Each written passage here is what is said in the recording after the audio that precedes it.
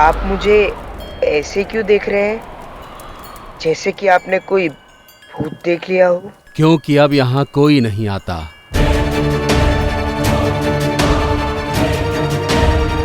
12 वर्षों से तो यहाँ कोई आया नहीं। आज तुम्हें अचानक देखा तो खैर, इस समय तुम यहाँ क्या कर रहे हो? कदाचित मार्ग भटक गए होगे। हाँ, कुछ ऐसा ही समझ लीजिए। वैसे आप यहाँ कितने समय से हैं? बहुत पुराने समय से, जब पीपली वन खंडहर नहीं था, क्षत्रियों के गौरव का प्रतीक माना जाता था। जब उस क्रूर धनानंद का नहीं, पीपली वन के शौर्य का ध्वज फहराता था। जब पीड़ा की चीत्कार नहीं, हर्ष और उल्लास की किलकारियां गूंजा करती थी, तब से मैं यही हूं। अच्छा, तो आप इसे तो अवश्य जानते होंगे ना?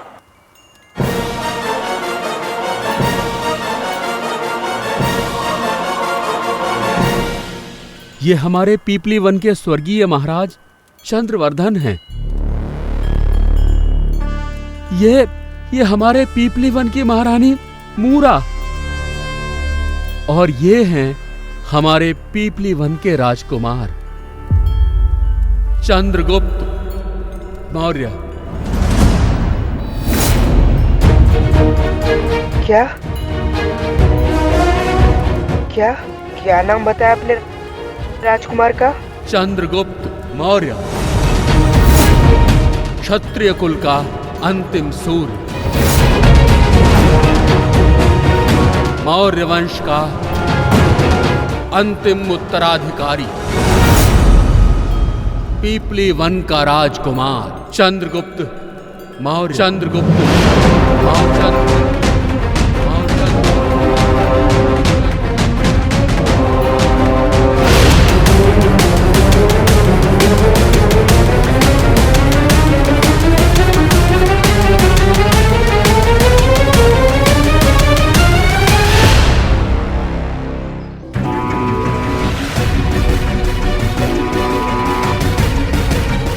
ये तुम सदैव मुझे ऐसे क्यों डांटती रहती हो, जैसे कि तुम मेरी माँ हो?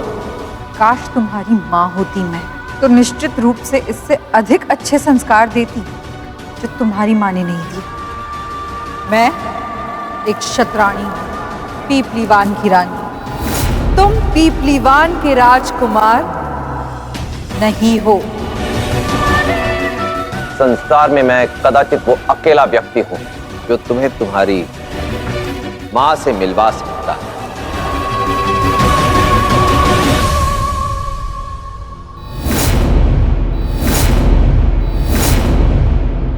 तुम्हें सकुशल देखकर प्रसन्नता हुई चंद्रगुप्त।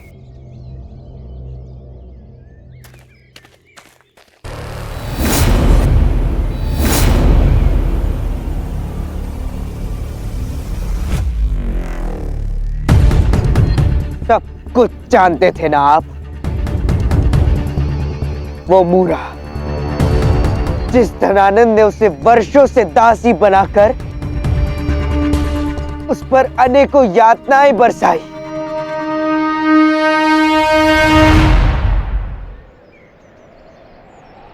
वो मेरी मां है, पीपली वन की महारानी है। सब जानते थे ना आप, फिर भी सहजता से मुझे ज्ञान देते रहे। कहा कि कैसे हमारे लिए मातृभूमि सर्वोपरि है, कि कैसे मुझे अपनी मातृभूमि के प्रति अपार निष्ठा दिखानी चाहिए। केवल हमें गर्भ से जन्म देने वाली ही हमारी मां नहीं होती, मातृभूमि भी हमारी मां होती है। मुझे हर बार, हर क्षण अपने अतीत के विषय में जानने से रोकते रहे। किसने दिया आपको यह अधिकार कि जब चाहे, जैसे चाहे, किसी के भी जीवन की भावनाओं के साथ खेल सकते हैं आप? तुम्हें अखंड भारत का भावी सम्राट बनना है चंद्रगुप्त, और मैंने जो भी किया केवल इसलिए किया ताकि तुम्हें एक सम्राट के कर्तव्यों और उत्तरदायित्वों से अवगत करा सकूं। क्योंकि अखंड भारत का निर्माण एक सक्षम सम्राट के अधीन ही होगा। बस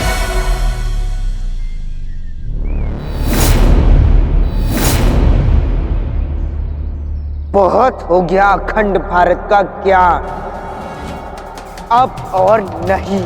आपका देश, आपकी प्रतिज्ञा, आपका स्वप्न, सब कुछ आप और केवल आप में ही सीमित है।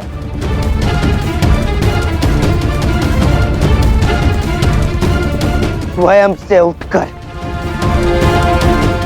किसी और के विषय में सोचने विचारने के योग्य ही नहीं है आप। स्वयं के अलावा कभी किसी और की भावनाओं की चिंता की है आपने?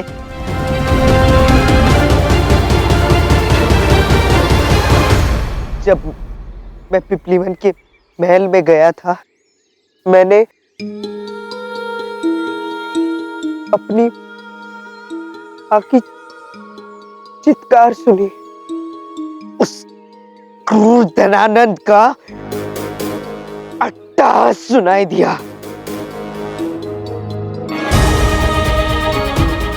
और अपनी मां से बिछड़ते समय अपने बचपन की चीखें सुनी।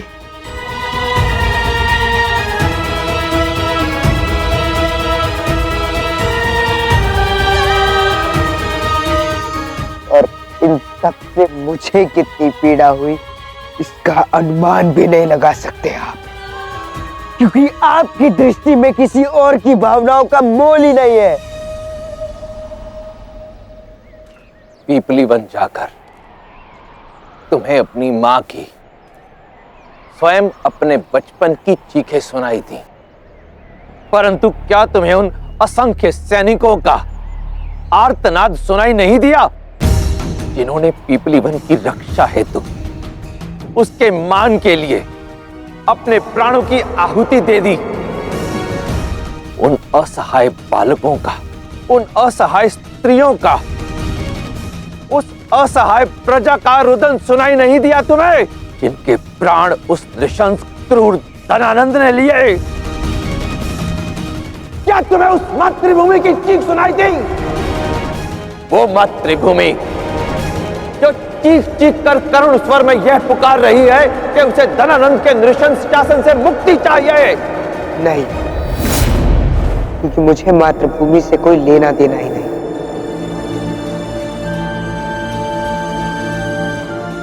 इस समय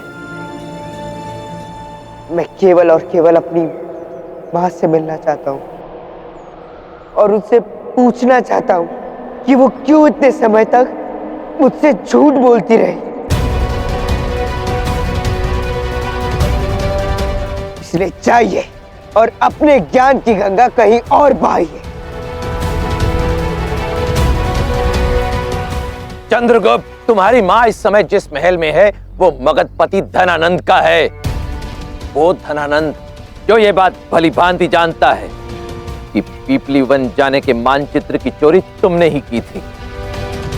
अब जो भी करना है सोच विचार कर ही करना होगा, परंतु तुम अभी उस स्थिति में नहीं हो, क्योंकि तुम क्रोधित हो, उचित अनुचित का अंतर नहीं जान पा रहे। इसलिए जब तक तुम अपने क्रोध पर नियंत्रण नहीं पा लेते, तुम कहीं नहीं जाओगे।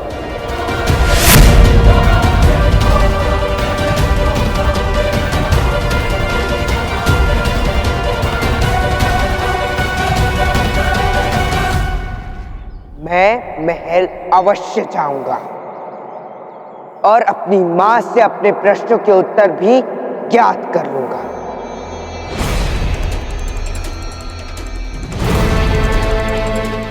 एक बात मैं आपको स्पष्ट कर दूं आचार्य, मैं आपको आचार्य कहता हूं, मानता नहीं। इसलिए मुझ पर अपना अधिकार मत जमाइए।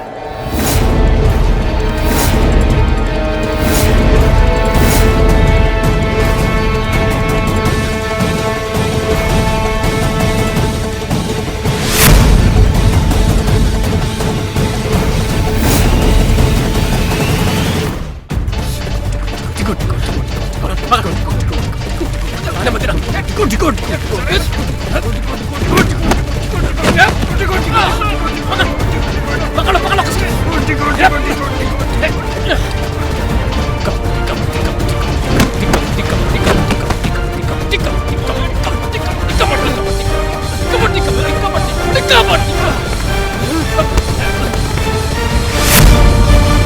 अंक तालिका स्पष्ट रूप से मैसेडोनिया दल की ओर झुक रही है। 5-0 से मगध पीछे है। महामात्य, क्या हो रहा है ये? हमारा दल हार क्यों रहा है? क्षमा चाहता हूं महामहिम, परंतु मैंने मगध के सर्वश्रेष्ठ खिलाड़ी चुने थे। ऐसा लग रहा है कि मैसेडोनिया के खिलाड़ी अधिक कुशल हैं। और अब मगध का अंतिम खिलाड़ी मैसेडोनिया के दल का सामना करेगा। महामात्य, ये कुपोषित बालक कहां से आ गया? इसकी आंखों में अभी से भय दिख रहा है। कुछ नहीं कर पाएगा ये।